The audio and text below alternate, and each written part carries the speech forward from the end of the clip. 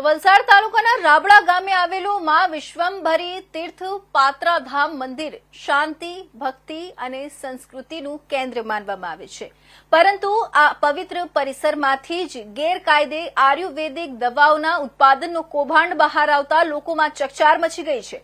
Food and drugs વિભાગની ટીમે મંદિર ટ્રસ્ટની પાછળની જગ્યાએ દરોડો પાડી અંદાજે 6 લાખ રૂપિયાથી વધુની દવાઓ, રો મટીરીયલ્સ તથા મશીનરીઓ કબજે કરી ગુનો નોંધવાની કાર્યવાહી હાથ ધરી છે।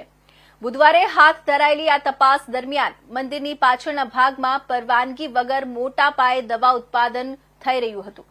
દવાના રૂપમાં ગોળીઓ, કુરી, આયુર્વેદિક સાબુ, તેલ વગેરેના ઢગલા મળ્યા હતા।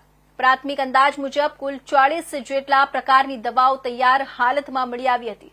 સાથે સાથે કાચા માલ, પેકેજિંગ મટીરીયલ્સ, મશીનરી અને વાસણો પણ જપ્ત કરાયા હતા।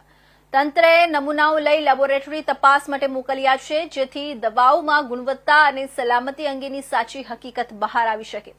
વિભાગના અધિકારીઓ જણાવ્યું કે આ ઉત્પાદન યુનિટની જવાબદારી શ્વેતાબેન રિરોશભાઈ સાગરા સંભાળતા હતા, જ્યારે મંદિર ટ્રસ્ટી કિરીટભાઈ ડેડાણિયાના નિવેદનો પણ નોંધાયા છે।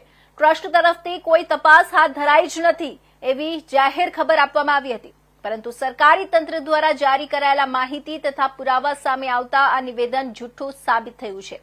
સ્થાનિકોમાં આ ઘટનાને લઈને ભારે અસંતોષ ફેલાયો છે। ભક્તિભાવના કેન્દ્ર માનવામાં આવતા મંદિર પરિસરમાં આ પ્રકારની પ્રવૃત્તિ થવી ચોંકાવનારી બાબત ગણાવી રહી છે। લોકોનું માનવું છે કે ધાર્મિક વિશ્વાસનો દુરુપયોગ કરી આર્થિક લાભ મેળવવાનો પ્રયાસ થયો છે। આ બનાવ માત્ર કાયદો તોડવાનો જ નહીં, પરંતુ શ્રદ્ધા સાથે પણ છેડછાડ કરવાનો દાખલો છે। હવે તંત્ર આ ગેરકાયદે દવા ઉત્પાદક ગઠિયાને કડક સજા કરે તેવી નાગરિકોની માંગણી ઉઠી છે।